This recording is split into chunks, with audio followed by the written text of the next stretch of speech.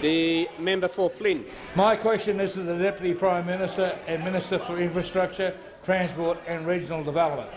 Will the Minister update the House on how the government is supporting communities affected by drought by partnering with local councils to help farmers, families and communities?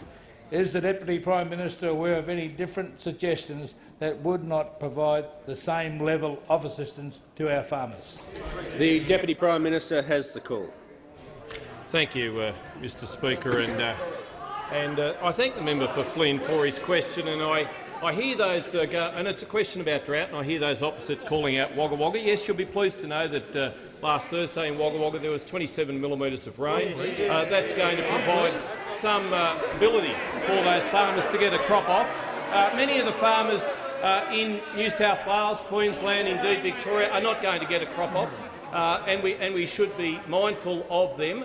When yelling across the chamber, we should be mindful of all of those farmers, of all of those rural businesses. But at least some of the farmers have a bit of a green sheen around their electorates, and certainly Wagga Wagga, it rained last Thursday. So thank you for your interest in that. The member for Flynn, like all of us, is working hard to support the farmers, indeed the families and the small businesses and communities across Queensland who are doing it tough. And I know his electorate borders Maranoa. It's very dry in Maranoa. The Minister for Agriculture and Water Resources is doing an outstanding job representing those farming communities. To date, the government has pledged $1.8 billion, $1.8 billion in drought support. In 3 tranches of support in measures such as cash on the table to help farming families to pay for some groceries, to pay for some bills. Indeed, those amounts are $12,000 for a couple and single households up to $7,200, the first of which will be in October, the second payment from March next year. More support for rural financial counsellors, so very important to as far as getting out those people who can help people with mental health.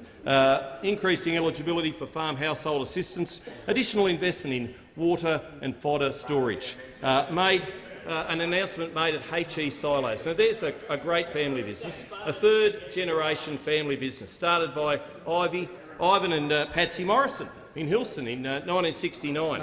It's an Australian-owned family business. As I say, third generation. It's got factories in both Forbes and Gunnedah. It builds silos. It makes kit silos, superphosphate silos, 60-degree cone silos, fuel bins, cattle and sheep feeders. Great little company. Their son, Darryl, who manages the Gunnedah factory, and Stephen, he manages the Forbes plant with their wives Cheryl Lee and Jennifer.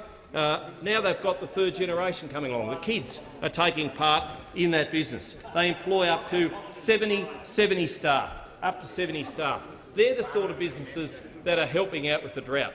They're the sort of community resilience building family companies that we need to really support in the drought. We don't need our farmers to be told what they can do, where they can farm and how they can farm.